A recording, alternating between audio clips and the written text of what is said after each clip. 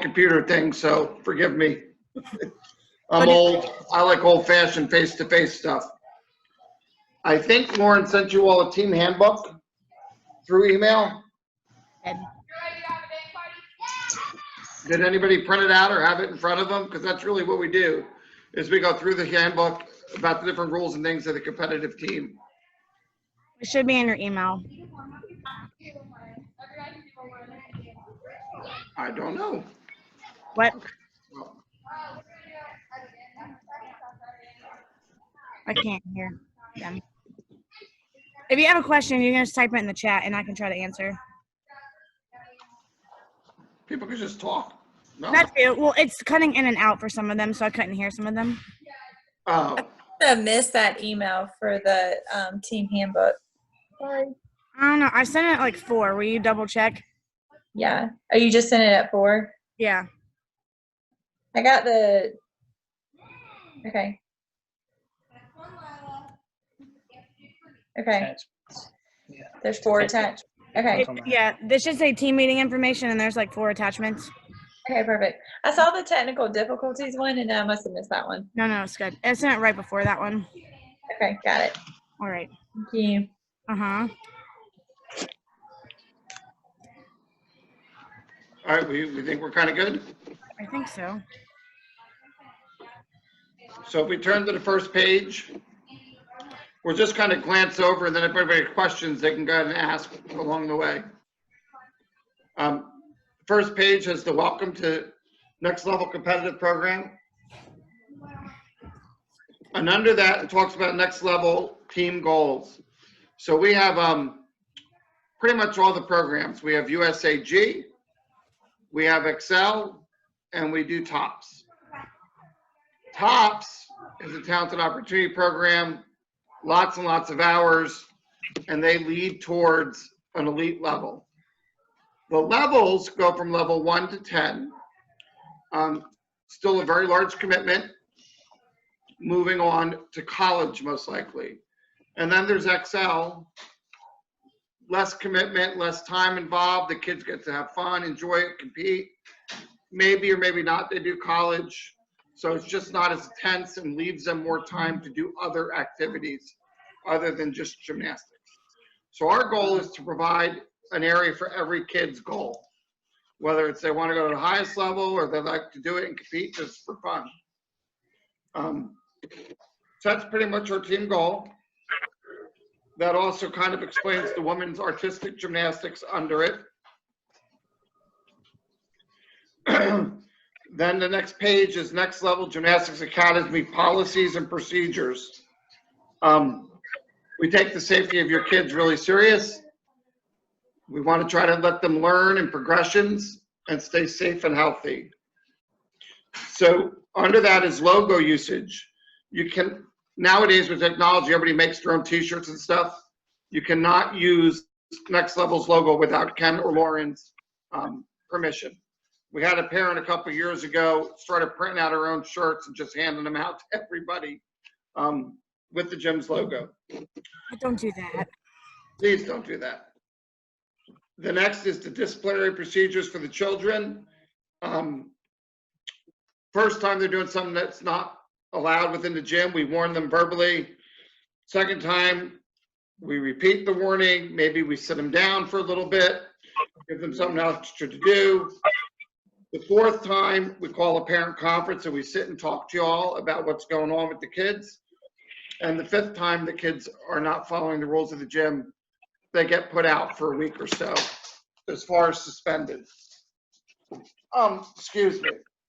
My dog just unplugged the computer.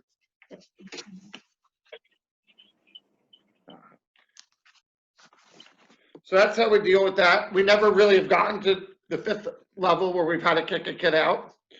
Normally, I won't lie, I'm the disciplinarian. Normally I look at them and tell them, no, don't do that. And most of the time, Lauren, don't they follow that? Yes. And we'll still talk to you and tell you what happened, but most of the time they listen to me. And again, we'll have meetings with you all if there's any type of issues. I think you guys have mostly little kids, so the phone usage, I don't know that they're carrying phones with them into the gym. But we've had lots of kids that they get older, they grab their phone, and every time there's a break or a water break, they run to their phone and they start texting people. And so they're not allowed to do that once they get a phone. Attendance, we prefer your kids be there at all practices. If they cannot, for whatever reason, we'd love you to give us a text or a call or an email and just let us know, so we're not wondering. Sometimes it's really nice because sometimes if there's a couple kids absent, Lauren will look at one of his coaches and say, hey, go home early, spend extra time with your family. If she knows that ahead of time, it's easy for her to do that. If we're waiting and waiting and waiting and waiting and waiting and waiting, well, she doesn't give us that benefit because we're already there and we've already started trying to figure out who's coming or who's not coming. So please let us know if your child's not going to be there. Oh, this is a new one, huh, Lauren? Extended closing. In the event of unexpected temporary closing, communications we send out to parents and gymnasts in order to ensure the gymnast remains active while the gym is temporarily closed. Virtual workouts via Zoom will be provided. As a commitment made to be on the team, gymnasts will be required to attend the Zoom workouts in order to maintain their strength that they've acquired from their practices. Lauren did that this time we were closed. I won't lie, I didn't go to all of them, but I did watch it a couple, and the kids really did work out. I mean, they gave them very hard conditioning. I think that's actually what prompted the mothers' fitness classes, is some of the moms were doing it with the kids, and they were like, we want to do this. So they do work out. The next one talks about the Zoom workouts. Proper equipment, home use, proper clothing, space, trying to find a safe space within your house to let them be able to do it as best they can. And Lauren normally leads it, and she's really, really good at, when I watched, modifying it for the kids depending on what they do have. So I got to give her props for that because I'm not so good at that. Team communications, Lauren sends out emails all the time. I get them too. I get them for the rec, I get them for the team, I get them for the parents. I get a lot of emails. So please make sure you check them over and over and over. Your spam folder. Don't post. I have never seen her not hand stuff out for that stuff. Also, when you're on team, I have a NLGA team Facebook group that you'll need to join. So you'll need to search like NLGA team. And then I post in there like all the time. So it's just an easier way for you to keep track of. So it's on Facebook, it's on email, it's on a bulletin board inside the gym. So it's 3 ways for you to keep up. The next thing is athlete membership. To compete, you have to become a member of USAG Gymnastics. So you're going to have to go out and get a membership number, and there's instructions in one of the packets she has on exactly how to do that. You do it online. That's not for the gym, that's not for her. It's for USAG, and it covers your kids, God forbid they ever got hurt at a meet in a competition. The meet is sanctioned, then USAG covers, the insurance issues and things like that. Meets and special events. If we host any meets or special events, we ask that you all and the kids help us run them. So there are times, like she does the end of the year show. She'll ask for a couple of team kids to come in and do little bits in between the show for the parents to see what it could lead to. And we kind of expect and hope that you'd come and help us do that. Gymnast ready to compete. We don't put kids out on the floor that aren't really ready. Matter of fact, many years ago, I had a parent that got really upset with me personally. We were at a meet and their daughter was not making a skill safely, so I made her scratch that event. And the father was not happy with me. And then the following meet, the kid had a great score on bars, which was the event she scratched. A couple things, it kept her safe and it motivated her to work harder because she wanted to compete. And then the father apologized to me and told me I was right, so that was fun. Level promotion, when your kids move from level to level, it's up to the coach's discretion. Lauren, myself, Liana, and whomever else is coaching Anjali, your kids, we get together and make sure they have the skills ready and necessary. And not only the skills, the work ethic. So, you know, when you compete at the lowest level with the littler kids, they're kids. They roll around the floor now and then, which is fine. So maybe they're not ready emotionally to move to the next level. So it's not just based on skills. It's skills, it's work ethic, it's commitment, it's effort put in while they're working at. And we have a meeting and we all discuss that and decide who gets to move up a level or not. The meet schedule, that will be coming out. This year is kind of strange. Lauren has a meet schedule in your packet. But we don't know if it's real or not yet, because we don't know whether or not we're competing, whether or not they'll let us compete, or if one state, like we have meets in North Carolina, South Carolina, Tennessee. Well, maybe North Carolina isn't open, so we won't go to those meets. But maybe South Carolina is, so we'll have these meets. So when it comes to competitions, we're going to kind of have to play it by ear. But she did put together a tentative schedule of what it would be if everything opens back up the way we all hope it does. Meet fees.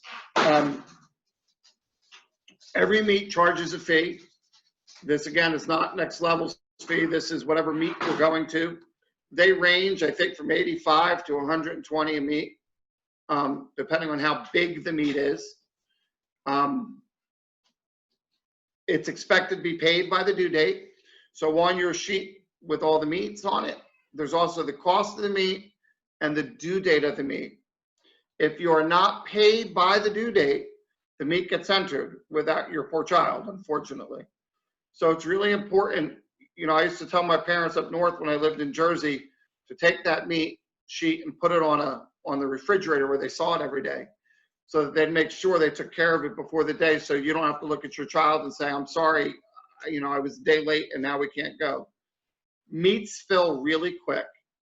So if Lawrence mails the meet entry on the 1st, and that's the due date, and you come to her and go, oh my gosh, I forgot, I'm so sorry, can you still get me in? And it's the 5th, that meet could be full.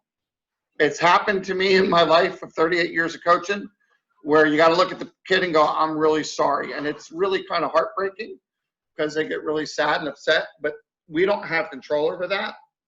It's up to the meet host. And so we think, you know, hey, it's one kid, can't you squeeze one more kid? But there's 20 other teams saying, can't you squeeze one more kid? So please, I'd put that somewhere where it reminds you over and over when everything's due, and take care of it ASAP. Meet times. Lauren puts a half an hour prior to the actual report time. We are really strict on not being late. So it's she gives you a half an hour leeway to be there.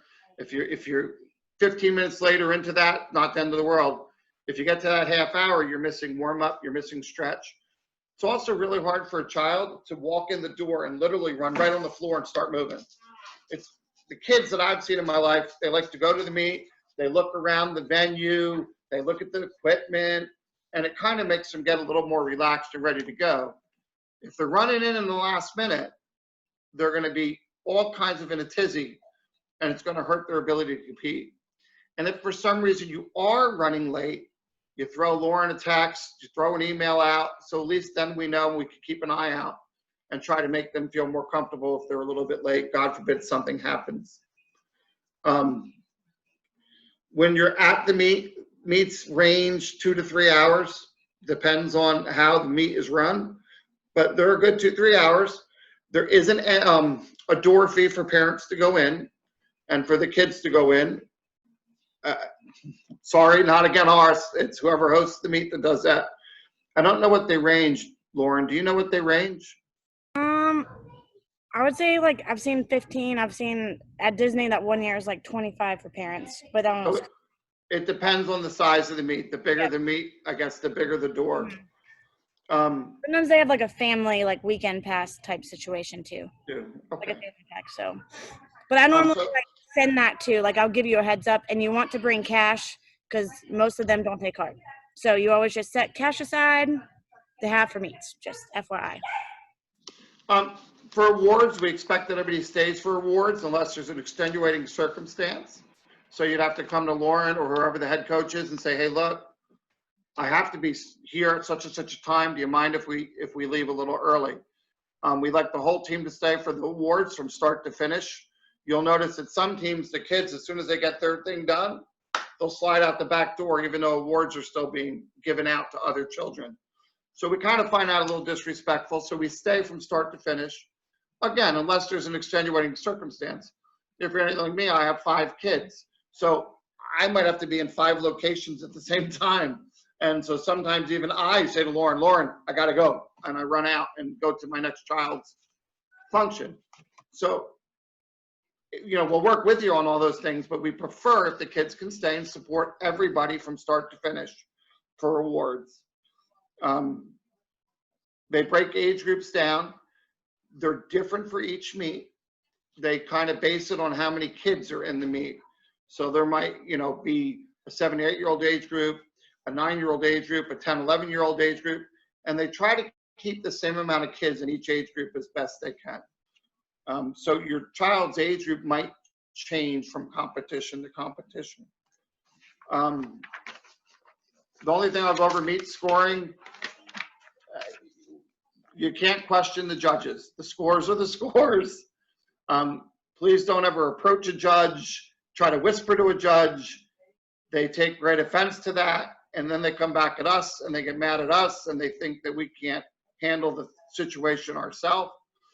Lauren is more than happy to go ask a judge if she disagrees or fill out what they call an inquiry.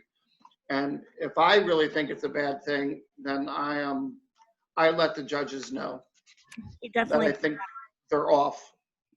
I don't have a problem with that at all.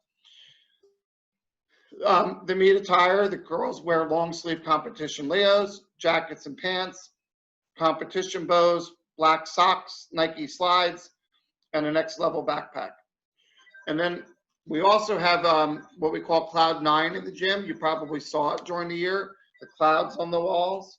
When the girls get a 9 or higher, they become part of the Cloud 9 club, and you'll see their names and their scores on the clouds. After that, we have the hair. That's all Lauren. She's very picky about her hair. She actually gives parent lessons on how to do the hair. And I have a And the hair needs to be correct. I have a parent hair award, just so you know. So. She even has a diagram and directions on how to do hair. And you will get a video, a personal video. Okay. And some people pay another mom to do their kids' hair. It's true. They'll meet early and do hair. So if you can't do it, someone can do it. I promise. Behavior at competitions from the spectators. It's sad, but everybody here knows you got to remind people how to behave at competitions as adults. We sometimes get very competitive and we get a little fired up and we start either screaming or yelling or doing things that are kind of inappropriate and disruptive. Again, I've coached for 38 years and I've seen it all. It's insane. You got to be careful. Some people I've seen sit in the stands and they'll say, oh my gosh, do you see that girl? She's horrible. She's no good. Only to find out it's her mother her mother sitting next to you. And the mother's looking at you. I've seen it happen. I've seen people question coaches and judges right there on the floor, which again is not a good thing. I've seen parents yell at one another as they get angry at each other, getting in each other's way. So please just let's act like adults when we're out of meet. Cheer for our kids, cheer for our team. Try to not say anything derogatory about any other girls you see out on the floor. I had one father many years ago, John, he would break out in hives across his whole body and then he would start to blister. He'd get so insane when his daughter was competing. And then he'd just march back and forth behind the stands. And if she did good, he would slowly calm down and be able to stand and watch. If she fell or made a mistake, he got kind of crazy and I've had to kick him out of meets a couple times in my life. So if you know you're super hyper competitive at that point, it might be best to send your spouse and get a video and watch it later. I was always very highly competitive when I was much younger. So I get why the parent would be that way. You know, you want your kid to go like you'd go. So just be supportive, no derogatory speaking, No Yeah, screaming or yelling. my mom had to walk out when I used to do beam. She couldn't watch beam, so. I coached my own daughter at one point, and I told her she got to look at me and say, "You're a daddy now." And that was her way she could tell me to shut up politely. Lauren put in here a gym meet checklist. So you get in their gym bag and you'll see the whole list, and just you put it all in the bag and you just leave it there for meet to meet. That way you don't lose it, you don't forget it, you just have it. FYI, when you get their bow for their hair, just leave it in the gym bag, because if you don't, you'll lose it. Just FYI, Every time. every time it happens. And Lauren's a sweetheart. I shouldn't tell you this, but she normally has 1 or 2 extra, just in case someone forgets. Going back to that hair thing, she's kind of obsessed with it. Team tuition and fees. You know, fees should be paid on time. If they're not paid on time, they don't get to compete in the meet. So if you registered for a meet and it's a week before the meet and you're behind in your tuition, then they don't go. I know that's hard, but again, I've done this a really long time, and I've watched parents go to the meet, not take care of the other obligations. And quite honestly, the tuition is what keeps the gym running. The meet fees pays somebody else that runs the meet. That has nothing to do, not a dime of that goes to the gym to keep the lights on, to pay the coaches. So the tuition always comes first, and then the meet fees come second. All right. Let's see. Trying to go through as fast as I can.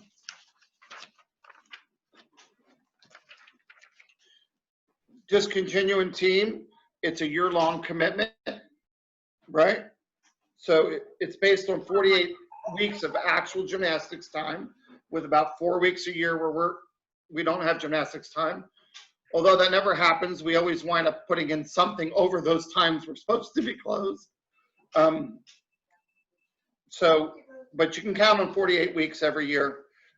If gymnast is dropping from the program, it's required to give 30 days notice. So there's a form, you got to go to the front desk, you got to fill it out, and it's 30 days. And of course, the gym operates on a first of the month payment schedule. With respect to team, we do not have a revolving front door. If your child feels they need a break from a team, you know, it's right to remove them from the program, and we'll welcome them back once. So some kids, they think they want to quit. And so as a parent, you go, okay, you can stop. And then about 4 months later, they go, I really miss it, I want to go back. Well, we'll do that once. But as my son learned, I don't do that repetitively. When I owned my own gym up north, my son was on my boys' team, and then he was off my boys' team, and then he was on my boys' team, and then he was off my boys' team. And then he asked me to go back on the boys' team, and I said no. I said, you're not going to do that just because your daddy owns the gym. You're not going to go on and off. So it's the same policy at the gym we have now. If you want to, I don't know, if your child decides they want to try soccer and they go do soccer and they decide, no, Ma, I really miss gym, I want to go back to gym. Come on back. It's great. But not once a month trying different things. So it's a commitment. And the only way to learn in gymnastics and progress is through repetition. It's the hardest sport there is, period, in my world. And I won't pick on other sports, but if you look at soccer, you run, you kick, and you keep getting better at that. Don't get me wrong. The guys that you see at the highest levels are amazing at what they do, but they just keep basically refining what they learned when they were young, and they get better and better and better at ball handling. They get faster and faster and stronger and stronger. Well, with gymnastics, there's always completely new skills to learn forever and ever and ever. And if anybody watches Simone Biles, you'll see that, because she's breaking the code of points with adding new skills that have never been done. So the only way to do that is repetition. It's got to be consistent. Even back when I was a kid, and football was only in the fall, and baseball was only in the spring before it became year-round. Gymnastics, even back then, was a year-round type of sport. It was never a seasonal sport. It's just too hard. Optional routines, Excel. I don't know, Lauren, none of these girls are doing that optional stuff, right? No, they'll be doing Excel. So it'll be that whole like $50 per kid learn the same kind of routine, come in during one day, and then we teach them. Yeah. So at the lower level of Excel, Lauren does a group routine for floor and beam, and it's $50 for each gymnast to cover the cost of the choreographers to come in and teach it and work with the kids. They do it extra. It's not during the gym time. It's like a clinic where they come in and that's all they work on is the routine for floor and the routine for beam. You normally do it. You normally bring someone in with you, right? There's only two of you. There's two of us, yeah, and we normally split them in two groups. Teach righties and lefties. And then the Excel and level 6 through 10 is completely different. They get routines specific to them. So at the lower levels, everybody does the same routine that's choreographed for the team. When you get to the higher levels, everybody picks their own music. Everybody gets their own routine. Of course, that's more expensive because you have to have one-on-one time. Takes 2 to 4 hours, depending on how fast the kid picks things up. I've seen kids take 2 to 3 days. That weren't super quick at pick and dance up. So that comes down the road. We already talked about parent expectations. We ask that the parent make sure the kid gets enough sleep, that the child tries to stay healthy and eat the right foods. It's not something we should have to say, but again, if you're working out this many hours, what's so funny? Someone's laughing. I watch kids come in with their snack bag and they got a thing of donuts and that's their snack. You're trying to build muscle, you're trying to get stronger, and we're feeding our kids a box of donuts. Protein. So if we could try to just pick healthier snacks to help with us trying to make your children stronger and keep them safe. And then provide emotional support. What I'm going to say about that is exactly what I said about my daughter when she was allowed to tell me I'm a daddy now. And this is hard if you're competitive by nature. The coach's job is to push and try to get the most out of their athlete. They're the ones that are trying to motivate the child, try to help them through their fears, try to bring them back from their injuries. That's the coach's job. The owner's job is to support the coaches. If we need new mats, if we need new bars, the owner goes and takes care of that, which has always happened for me since I've been here with no problem. The athlete's job, of course, is to do the work. My personal opinion when it comes to this and athletes is the parent's job is to love, period. Their job is not to critique them, tell them they did bad, tell them your job is to hug them. If they had a great day, you had a great day and hug you. If you had a bad day, everybody has a bad day. We'll get them next time. Just keep working hard. We're proud of you. And I'm telling you from my experience, 38 years, that's not how most parents react, especially if they're competitive by nature. And most kids on a competitive sport have parents that are competitive by nature. So just please, as parents, hug them, pat them on the back. If you think they're missing something, and instead of going to them saying, hey, Susie, you need to do X, Y, Z, come to Lauren, go to their coach and say, hey, look, I think my daughter's missing ABC. What do you think about that? And then we'll give you our honest opinion. We'll address it and try to figure out how to move forward. I think when a parent makes the sport about them, the child loses the love of the sport. And so my personal opinion, love your kid, dote on your child, pat him on the back, let Lauren and I be the one, or Anjali, or whomever else is coaching the children, be the one that kind of gets on their case a little bit if they're not doing the job they should be doing. Get to know your child's coach. When and if your child gets to me, I talk to everybody, so you'll know me really well. If not, if it's Liana, who's in and out a lot, she sprints because she also is a school teacher. Try to grab her, talk to her for 10 minutes and get to know your coach. Get that line of communication. It does really help the kid. It helps you all. It helps us. As much as Lauren is amazing, in my opinion, with organization and information, she still gets people that come to her and go, well, I didn't know that. Well, if you talk to the coaches, you'll know that. So if you get to know your coach, it will help. We already talked about leaving coaching to the coaches. No parents behind the front desk. That's common sense. School comes first to us. So a lot of gyms you go to, it's gymnastics, gymnastics, gymnastics. If your children need any time off from gym for school, we encourage it. Take it. Make sure your grades are good. And I can go through a whole list of children that I've seen in my gym coaching career that had the ability to go to college for free that didn't go to college for free. So school, regardless, always, always first, period. There was actually an owner of a gym up north, and her daughter was trying to be an elite gymnast. And that mother made the comment that she could get educated at any time, but she can only do gym when she's little. And so the University of Arizona wanted this child until they saw her grades and her scores. And then, yeah, she didn't get to go to college because of that, even though she was like an elite level athlete. And she could have pretty much went anywhere.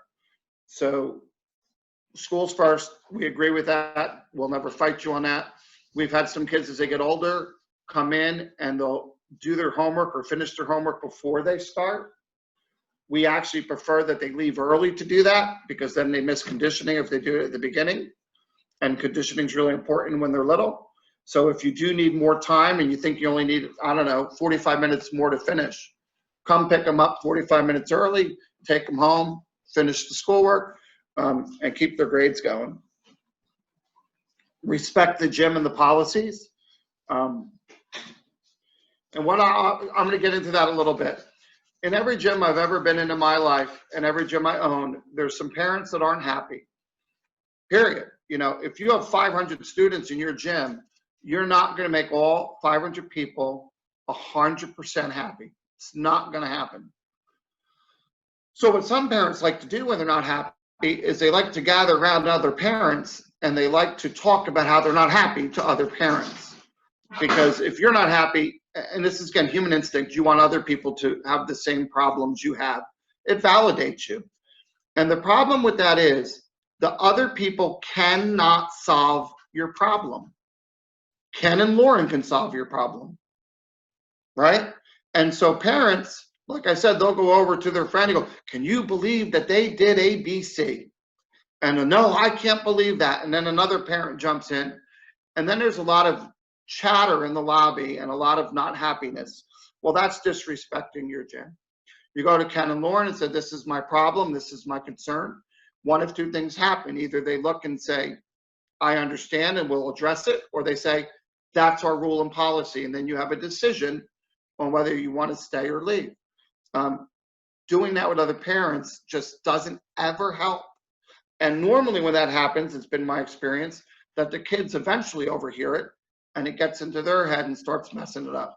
So please, if you have a problem about any policies, anything that goes on in the gym, go to Ken and Lauren. If it's a coaching issue, you could even jump to me and I'll tell you my opinion for coaching. Social media, please, no negative comments on social media about teammates, coaches. You would think I wouldn't have to say that, but we've had a couple, even since I've been here with Lauren at Next Level. Parents will go online and start talking a bunch of smack. It's no different than doing it in the lobby. Nobody can solve the problem. If you have a concern, come to us and we'll try to address it. The gymnasts need to be prepared. In other words, they got to come dressed appropriately. If they wear grips, they got to have their grips. If they're supposed to have other equipment, ankle weights, bands, we expect them to be ready to go. We'll flip to the next page. Oh, there is no next page. And that's the first packet. Anybody have questions about the first packet? No? And I've never seen the next packet. I just glanced through it. The first page is about the COVID-19 stuff. What I'll say about that is, in case you're curious, not that anybody cares, I'm 55. I have autoimmune disease, so I give myself shots every other week for autoimmune disease. And I've had a heart arrhythmia since I was like 20 years old and take medicine for that. So the COVID-19 thing makes me nervous because I'm one of those people that would be considered more risk. I would not be back at the gym if it wasn't for what Lauren's doing. Between coaches wearing masks, between mopping the mats constantly, between the kids using hand wash and all that. So the COVID-19, I don't think you could be at a better gym for the safety of your children at all with that. And I'm sure you've all heard enough about that and don't need to hear more about that. This is where she has the directions on how to become a USAG member. So you just follow the steps. It's easy as pie. Membership dues, modifications, online registrations, that's all the same stuff. Here's her tentative meet, if y'all can find that.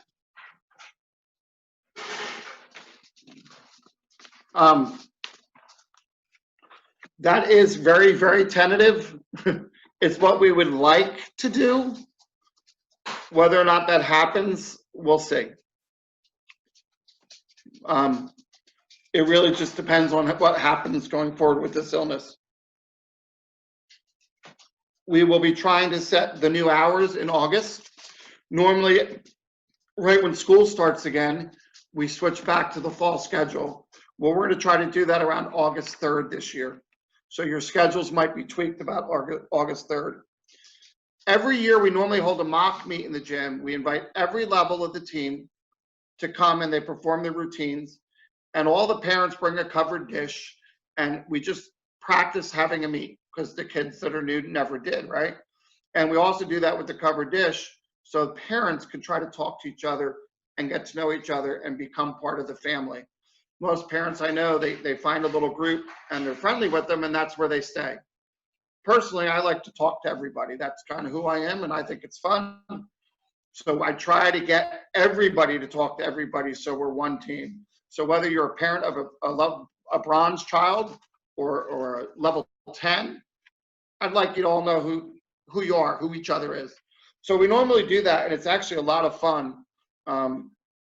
But we're probably not doing that this year because that's putting a whole lot of people in one space. So we normally do that in like November. So we're gonna have to play that by ear. If things change, we'll probably still do it. But as of now, no. We also every year do a team banquet at the end of the year where kids get awards and they get to dance and be kids. And it's fun because, again, it's an environment where you get to meet each other, talk to each other, see each other's personalities. We did not have one this year. We're not having one this year again. We don't want to put a huge group of people in one space together right now. The next page is the competition team fees and dues. You already put on there, Lauren, what's new, right? Yeah. But these guys are all new, so they need it all. So I put the attachments in the chat so you can see what the jacket and capris and leotard look like. So y'all are all new, so you would need everything on the list, if that makes your life easier. Wait. Me. I have Me. a kid who's older. Kylie, She needs, she needs the jacket and the capris yep, the leotard's the same. And then Okay. we're getting a new bow this year. and a new bow. Yep, Okay. bow And when set. is as far as all of the new stuff, when is all of that due? I think it says it on there. 7. sorry. No, you're good. 7/24, I think. But if y'all Okay. have an issue with like payments or anything like that, if you just talk to me and Ken, we can Yeah, work okay. with you guys. So just everyone know that we're pretty easy to get along with as long as you stay true to your word. Absolutely. Thank you. The other part with that is because we think we're having a season, if we're not, you bought all this stuff and we might not have a season. But if you don't order it early, you can't get it. One time, because I have lots of stories, I waited till the last minute to order my team's Leos when I was up north, and I had to get in my car, and I came from New Jersey, and I had to drive down to Virginia Beach to pick them up the day before the meet, where they were being made because I didn't do it early enough. So we have to order them, otherwise we won't get them. And hopefully everything goes, but if they don't, please understand that that's a possibility. Oh yeah, like even with y'all like paying by July, it's like October before we're supposed to get our apparel. Like it's crazy already. Because every gym in the country is ordering stuff at the same exact time. And there's really only about 3 or 4 Leo companies that do it. And then the medical release form, the financial team commitment form needs to be filled out and sent back to Lauren and Ken. There's a page of equipment that's required for the kids for workouts. They probably already have most of it because I think Lauren required most of it because of the way we're working out now. Yep. She has a save the date sheet. There's not a lot of dates on there because we don't know what we can or cannot do yet. Like normally we have like a team Christmas party, team picture, like all kind of things. I just don't know yet. So as I know, I'll let you know. So that's the basic gist of everything. And now Lauren and I will take any questions and try to answer as best we can for you all. If you have any. Questions? Just as first time parents doing this, and I know it's not y'all's fault, but it's just real discouraging with this COVID-19, putting all this money and effort and time. And we were hoping to make our decision on whether or not Ella was going to do it on the mock meet that we weren't able to have. So any like encouraging words on why we should do this? And if it will apply to next year. I mean, And then I guess if, as this stuff works out, and I guess the Leo is the most expensive thing, but is that something that carries over to next year? Because it looks like you say, hey, new this year. How long do those usually rotate through? Because just from Right. and, you're talking $1,000 just upfront cost for Stuff. equipment. Yeah. So Lauren, you normally keep Leos for 2 years. Are you keeping this one this time for 3 because of the COVID by any chance? Probably. I haven't thought about that. I normally rotate. So this is what I typically do. So I'll normally get like a new leotard every 2 years. And then like the opposite year, I get new warm-ups. So I never hit parents like. Unless your first time. Unless it's your first time, then you always get that. With like the new stuff, I haven't thought about it, but that's probably a smart idea. With all the circumstances. If we don't compete this year, they're going to have to do something where it's reused the next year. I think that's fair. Yeah. I think that's very fair. Mm-hmm. If we have a full season, then she'll stay on the schedule, I'm sure, right, that you've stayed on, where a new Leo every 2 years, new warm-ups every 2 years. Mm-hmm. It makes sense to probably grow out of it as well. Yeah, that's why I give them like 2 years. And then you can always, like, if we reuse them the next year, like, people will be selling theirs down from this past season. So you might even get a used one from other ones that are selling them. I guess that was the other thing is what platform or how could we, communicate to anybody that might be selling their warm-up last year, given if they were or if they dropped off the team or moved? That NLGA Facebook group is where they'll post in there. Okay. NLGA team, yep. so any encouraging words on why we should do this, not knowing what to expect with COVID-19 and if we'll be able to even do anything? All I was going to say is it's hard to give you an answer on that, honestly. I mean, my wife's a school teacher. My brother up north is a school teacher. Everybody's just sitting back not knowing what's going on. Really, no one has made a commitment to anything, and it's really hard to say, this is what you should do and why. I think there'll be a season if they have any way of doing it. With that being said, regardless if your kids are part of the team, and even if at their age so young, not working or not competing, if they're working out, they're still going to get better and better and better and stronger, which means they'll just be that much better when they finally do go out.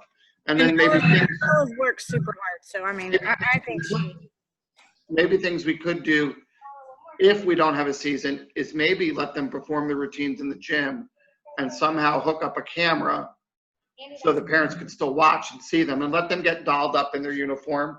That's normally what we do in our in-house meet. They get their hair done, they wear their complete warm-up, so it's legit, experiencing a meet. And maybe we could still do that, but if we can't have all the parents coming in the gym, we could do it through the internet so the kids still get to experience a little bit this year. I personally like competing. It reminds the kids of why they come every day and why they work so hard, and it's motivational to them. So maybe somehow, if that occurs, we'll have to do something in the gym modified to at least get them to experience that. But regardless, they're going to get better, they're going to get stronger, and they'll be more prepared for next year. If they do nothing and other kids in the country are all working out, well, then they fall behind if this is the sport that they wind up loving. And I've said this 100 times in 100 meetings, gymnastics is so hard because for girls, you know, they got to decide if it's what they really want to do when they're pretty young. It's not, they can't turn 15 and go, hey, I want to be a gymnast now. It's already closed. And for us guys, you know, I didn't start till I was 14 and I wound up being a very high level athlete. I know that's hard to believe. I'm a big guy now, but I wasn't always. It's not that way for girls. So if they miss a bunch of years and walk in late, it's that much harder for them. And if it turns out to be their thing, their passion, they might have missed their door. So to me, if I was a parent of a kid that age doing gym, and I could do it and I didn't, you know, get laid off or lose a job or anything, I would absolutely do it. I know it's a lot of money. Regardless, they're going to get stronger. They're going to get better, even if it's next year. But they're hoping for this year. But again, when you agree, Lauren, we could do something in the gym, maybe put a camera on routines, still let them wear their layout, still let them get a taste of what that is, just in a different way, in this way, which, by the way, I'm not a fan of. I like face-to-face. Does that help at all? Yeah. Yeah, it helps. It's just, you know, we just wanted to, you know, see where we were going with, you know, sinking in a lot of money and not being able to even see how they're doing if we can't go to competitions and stuff. And, you know, like you said, give them a drive to want to do better if they're not competing against anybody. A little push. Yeah, and then can you just give an overview of like what a meet consists of? Because I mean, just looking at the schedule, some of them are 3 days, some of them are 2 days. And then like what's the flow of that? I mean, we show up Friday night, we show up Friday morning, they miss school. Just understanding They that. have school. Yeah. It all depends on the meet. So, of course, you don't go all the days, right? So your child might be scheduled to go Saturday at 8 a.m., which means you'd probably have to go Friday night if it was a travel competition. Your child might not go till Sunday. And we don't ever know that until about 2 to 3 weeks. It's really bad the way most gyms that host meet do that. It's like 3 weeks before when they let you know. So most people, like, they'll get a hotel, let's say, they'll get it for all 3 days and then they'll cancel 2 if they need it, or they'll cancel all 3 because maybe, like Myrtle Beach, we've had parents literally, if their kid competes in the middle of the day, drive in the morning, do the competition, and go back home the same day. It's not that far, really. So it kind of looks like you'll get something that looks like this. It'll like focus. Mm-hmm. Yeah. Well, you might have to take a screenshot and post it. So then they get to the meet, like I said, about a half hour early. We get all the kids together, and we line them up, and we have a specific thing we do as far as our team goes. They all line up in a chair. They put their bags a certain way. They put their clothes in, and they get to talk a little bit and hang out while we're waiting for everybody to get there. And then we do a warm-up. We run, we stretch, and then most meets do what they call warm-up compete. So they warm up an event, compete that event, and then they move to the next event. It goes pretty quick once it starts. Stretching, open stretch time is about a half hour, so that takes a little bit. Of course, we get you there a little early. That takes a little bit. And then they warm up the first event before they get going. But once they get going, it's pretty quick. It's about 2 hours. And the other hours for all the junk that happens before and all the awards. Awards half the time take the longest amount of time, honestly. Through the years, people like awards. So what they've done is made a ton of age groups. Like when I first started coaching, they had junior and senior age group, and that was it. And they did gold, silver, bronze, and that's all you got. And if you didn't get anything, well, work harder. You'll get it next time. Well, now they'll do like 6 age groups, and they'll go out 10 spots, and they've done that. And I'll tell you even why they did that. Years ago, they noticed that the enrollment for gymnastics, competitive gymnastics, was declining, less and less people. So they sent people to study. You know, you go play township soccer, you kick a ball for a couple months, you get a trophy. You go play township baseball, you throw a ball for a couple months, you get a trophy. Well, we're an instant gratification society. and the kids liked that. So for gymnastics, they had to work and work and work, and if they weren't getting a reward, they kind of lost the drive and said, hey, let's go play soccer, let's go play baseball, let's go play softball. And when they changed it and broke it into smaller grouping, the numbers started growing again. So that's kind of how they do that. So awards actually take longer than the meet a lot of the time. It's pretty formal. It's pretty nice. I personally love it. I like watching the kids compete, and they love it. So, I mean, my prayer is that we get to compete this year and it all works out to make that happen. And USAG did send out plans on how, you know, they said you have to abide by the state's rules governing, you know, the athletics, but that they will sanction meets. So if South Carolina will allow it, then there'll be meets sanctioned, then we'll go to meets.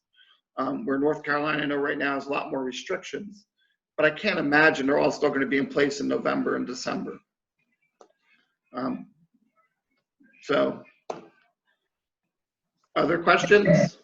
Who are the coaches for this? What did Lauren, that group? So Lauren just had to run up to the front for a second, but she's not sure quite yet on coaching for the fall. We're still in the process of like making groups and trying to figure out like how many people are going to be in each group. So until we figure that out, we don't really place coaches quite yet. I know everybody's coming back, like Luda's coming back. If you all remember Luda, I'm there, Anjali's there, Lauren's there, Liana's there. So it's going to be one of us. It'll be one of the 5 of us, yeah. Okay, perfect. I was just wondering. I didn't know how. I don't know. We would love to stick with you, Coach Leon. We'll see. We would love any of them. Any You, of y'all are great. yeah, you'll love any of our coaches, but Well, except for me, I'm the scary guy. look at Lila. Lila's like, Lila, am I the scary guy? she's like, no. I heard a teddy bear. Oh, yeah, right. Other questions? It's honestly, if you're debating, it's well worth it. If your children love the sport right now, Mhm. it's worth it. It is. And like Lauren did say, they would hold the Leo over if something happened. We would absolutely try to hold some type of things in the gym that we could televise. So you all get to see your children at least do what they've been working so hard to do. So we have to modify that to make that happen if that occurs. I'm hoping they get this garbage under control and move forward. Even for my personal kids, I don't know what I'm doing with them and my wife. And other questions? Concerns? Come on, someone else has got to have a question. I just kind of want to piggyback off of everything that they've been saying, and somebody who doesn't make a lot of money to do this, it's absolutely 100% worth it. I've had, you know, one kid go in and she practices day and night, and it's something that she absolutely loves. I need to practice my handstands. I need to hold it. I need to do this. I need to do that. And even if she doesn't go to college in the long run, I know that conditioning and getting the strength that alone is worth it. And I like, you know, when you go to competitions, it's when you see them, like tears are in your eyes because you just see how much they love the sport. So if you're really teeter-tottering on the fact that because it is a lot of money, but if you make it work, it's definitely worth it. I'll go ahead and just kind of add on to that. I was a competitive gymnast for the longest, and I ended up taking a little break from it when I was in about like middle school, high school. And so I stopped and I ended up doing track. And because I was a gymnast, I was going out there and like my first year of track, never really running like smoking people. And it's just because gymnastics teaches you so much athleticism. It's like anywhere you go, you're going to succeed. So I did track, did great. I did swim team, had no idea what I was doing, but somehow was still able to like move quickly. I did cheerleading. Like it just sets you up to just be athletic and strong, and you build all kind of muscles that you normally wouldn't as a kid. So it just really helps in the long run. Okay, perfect. That's good to hear. Yeah. Coming from y'all who've experienced it, and not that you haven't, Mr. Coach Bruce, but from another mom out Yeah, there. I have. He I went- was an athlete, I swear. he No, went- I know you haven't. I'm talking about like as a mom.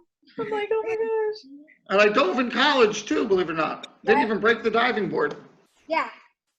gosh. And you know, my kids are very athletic. My very like it, and like she said, like it works most of that you never even. I'm all for signing up for like the parent class just to see what my kids get into, because they're that much in love with it, and they never even thought twice about it beforehand. And it's amazing to watch. If anything, you will be so proud of your kid. You know No what? matter what. I'll say my last thing about the sport of gymnastics because I really do love it. I'm going to tell you why. There's no other sport where really it's you against you. So every time you do a gymnastic skill that scares you, you have to look in the mirror because it's you that you're fighting to get yourself to do it. When you play football, I can get down on a line and get mad at the guy in front of me and pretend he said bad things about my mother or my girlfriend or my whatever. And I can put all my energy into popping that guy. Or even with soccer, that guy, you know, he tripped me last play. I'm mad. I'm going to get that guy. Well, in gymnastics, that guy is you. So when you're afraid to do a new skill, you're fighting in your own head against yourself. So when your kids win those battles, and it makes them a much stronger person for life. Forget gymnastics for a minute. You know, at 38 years, I cannot even begin to tell you the amount of kids I've seen get knocked down and get up because they were a gymnast. It's the best sport in the world for that, more so than even for the athleticism. You know, you fall down hard in this sport. You fall down on a beam, you get bumps, you get bruises. You fall on your face on floor someday, and every time you get up and you go. But when you get up, you can't get mad at anybody but you. So it's really hard to face yourself. So in gymnastics, when you're afraid, it's almost like you got two voices in your head, like you're crazy. And the one voice is telling you, go, go, go, you got this. But the other voice is saying, don't, you're going to fall on your face again. Don't do it. And you have this tug of war in your head. And you get very good at letting the right voice win, hopefully. And that helps you for the rest of your life. I don't know of other sports that do it. And I played other sports. I did the whole baseball thing. I did the whole track thing. I fell in love with this sport because of that aspect. And I did have some nervousness. I had some issues that I had to fight through. I didn't like heights, and I was a diver and a gymnast. Kind of weird, right? But that's one of the reasons I liked it, because I'd have to face my fear every day, and I'd have to do it, and I'd have to do it. And I feel like it made me a much stronger human, period. So I think the kids get that same thing. So that's what ended my spiel about how important I think gymnastics is as a life thing, not necessarily as a sport. And coming from a mom of two girls, it's a confidence thing too. And I have an 8-year-old, she's almost 9, and her confidence is out the roof. Like, I never thought she'd get out there and do what she's done. And they teach them a lot of that too. So to be a girl and be confident like that, it's meaningful. Alrighty. Anything else? No, thank y'all. And thank you, Lauren, for all that you're doing at the gym, keeping it clean and stuff. We appreciate it. Thank you guys for sticking If you with think of any questions, email Lauren and we'll get back to you. me. Okay. Perfect. Have a great night. Bye, guys. Thank you. Thank you. Thank you. Bye.